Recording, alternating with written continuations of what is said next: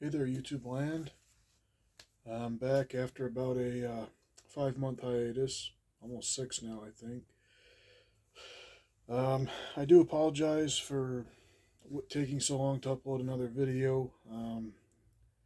I have had a lot, I've been very busy at work, um, and as you can see, my bedroom has underwent a renovation over the winter and spring, so we had that going on. Um, So that's kind of why I haven't uploaded lately. I've just had other things going on. But now that the renovation is done and I have some time off, I decided to finally make a video to let everybody know that I'm doing well. There's nothing wrong with me. Um, we're doing great. Anyway, today I thought I'd excuse me. Today I'd like to show you guys something different. Now, you guys already know my hobby, outdoor stuff, vintage fishing rods, reels. We all know this, those of you who've watched my channel at least. But one of my other passions is vintage oil cans, specifically thumb oilers. This is not a bad hobby to get into if you like these things, and I do use them. They work well for oiling reels and other things. And I currently have, if you'll excuse me a moment,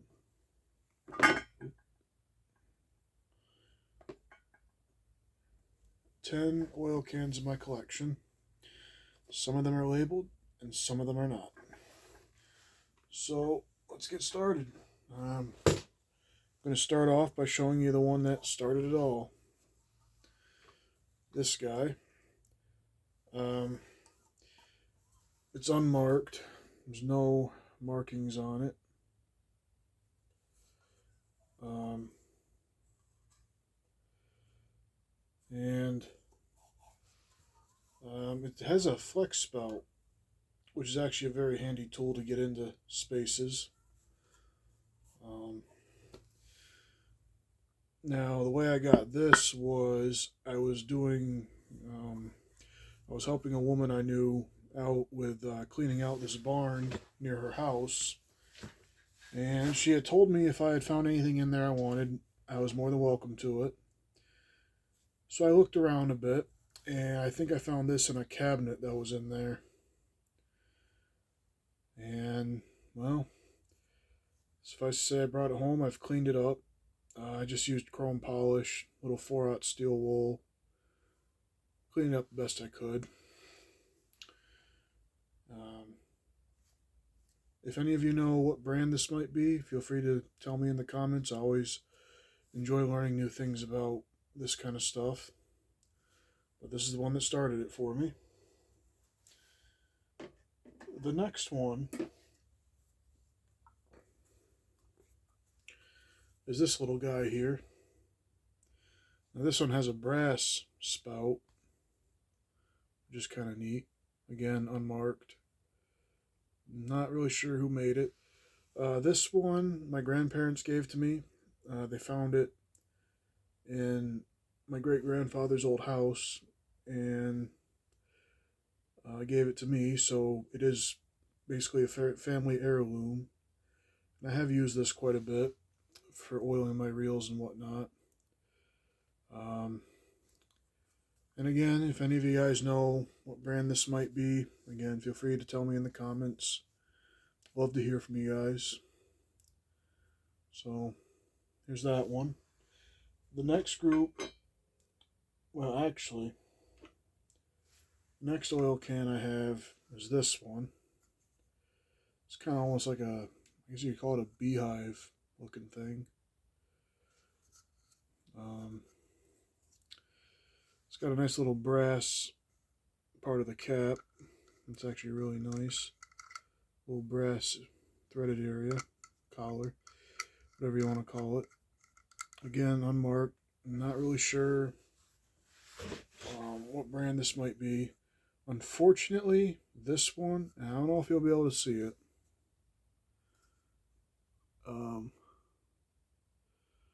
This one has a crack right along the edge here that I did not see when I bought it. Thankfully I got it for cheap. I got it from a local antique shop, and that's one thing, if you're looking for these that you want to use them, to look for is always check the bottom, see if there's any cracks on the bottom, because if there is, it'll leak and won't work right. But it's kind of a cool display piece, so that's what I do with it. So there's that one. Well, the next few I got in a lot from a local antique shop. I bought them as a group.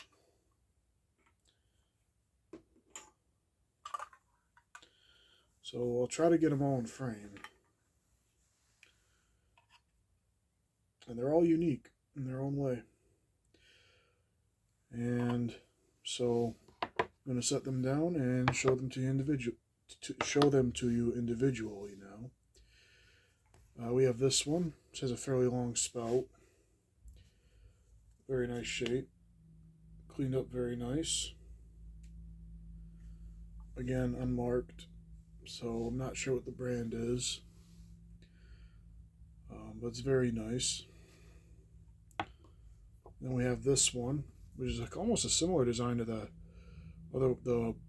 one that had the crack in the bottom that I showed you. Now this one does not have a crack in the bottom, thankfully.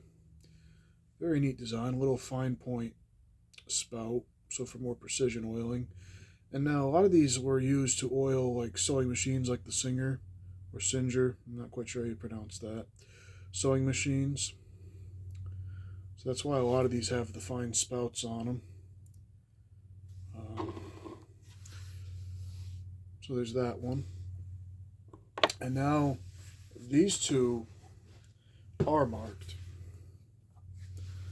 Now this one is a little Eagle oiler. And the Eagle oilers are a pretty popular vintage brand. You can still find them around, and sometimes you get them for reasonable prices. Got a little more of a small, short, wider spout. I'm not sure if that's how this came or somebody cut that, but it's kind of a neat looking little oil can. Got a more almost shaped like a dog bowl bottom. Interesting little thing there, or design. So I do like this one. It's kind of unique. And this one is a Singer can. So remember I was mentioning Singer sewing machines. Well, this one probably would have come with one. Also has a very fine spout. Now this one I use a lot. I use this a lot when I'm working on my reels because it just puts just the right amount of oil, because you don't want to overload a reel with oil. It doesn't do any good. It gets everywhere, and too much oil can be just as bad as not enough oil. Sorry guys, my nose itches. In a reel. But anyway, so this one gets a lot of use. It's one of my favorites in the collection. So, and if any of you are wondering when these cans were made, well, there's not really a lot of ways you can tell with a lot of cans. I think the earliest some of these may have been made is the 1920s, maybe up to the 60s, but I can't say for certain.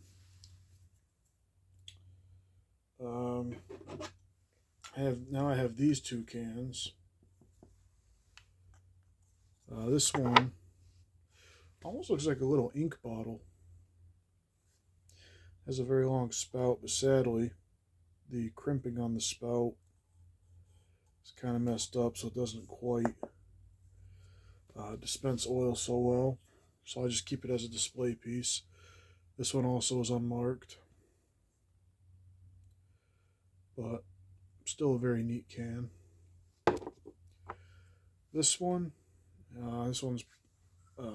almost looks like that Singer one, but it's a different top design or cap. Now this one, the cap was frozen in there for a bit, so I had to gently kind of work that off, but I got it off. But sadly, I think this one has little holes on it, pinholes, which can be very hard to see under heavy rust. But I took a chance on it because it was cheap, so I just display it. And sometimes if I get ones like that that are not usable, I just put them on the shelf as display pieces so they don't get used. So there's that one. And last but certainly not least, my most recent addition is this Pittsburgh Gem Manufacturing Company oil can. Now my mom found this one at a tag sale for $1. Yep, you heard that right, $1. And sometimes you can find them for that cheap because a lot of people don't want them these days. It was fairly rusty, but not terrible. I was able to clean this up fairly well. A lot of times you can get the rust off, but they'll still be tarnished, which is not a big deal as long as it's smooth. It's got a nice big brass cap to it, which is very neat with the little knurling on it, which I like. I gotta clean the inside of this can at some point. And a little tip for cleaning the inside of these cans is what I like to do is I like to fill them with dish soap, put some water in them, shake them up, and then squirt them over like a paper towel or something to catch the drippings. And it does two things at the same time. It cleans out the inside of the can, and it also cleans out the spout because a lot of times crud builds up in there too. Now, the reason these are called thumb oilers is because when you hold them, you use your thumb to dispense the oil. I'll demonstrate with one that has oil in it. If you'll excuse me, I just got to get a paper towel to catch the oil, or a shop rag in this case. So we'll do it with a Singer, but they all work pretty much the same. So hopefully you guys will be able to see this. You can do one drop or like that if you want a little more.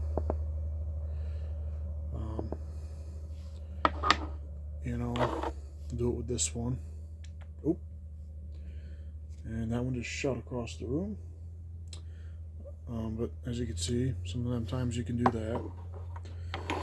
So I will clean that up after the video.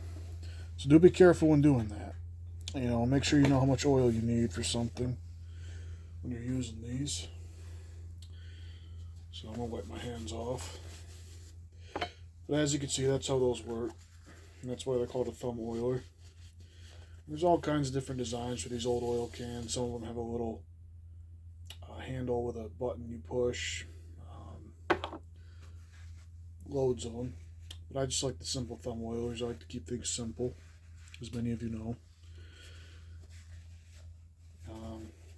The main thing to keep these things running is make sure they stay clean and protected from moisture so they don't rust. As long as you do that, these things will last pretty much forever. A lot of these things are at least 50 years old and still going strong. So there's that. But in case you didn't know that about me, now you do. So that's another passion I have. Anyway, thank you for watching. I hope you guys enjoyed this video. Again, apologize for not uploading a video in 5-6 months. Hopefully with summertime coming, maybe I'll be a little less busy and maybe I can get out in the field and make a fishing video. I haven't really been out that much this year because of work and things. Also, April, we had some really wild weather here in upstate New York where I'm at.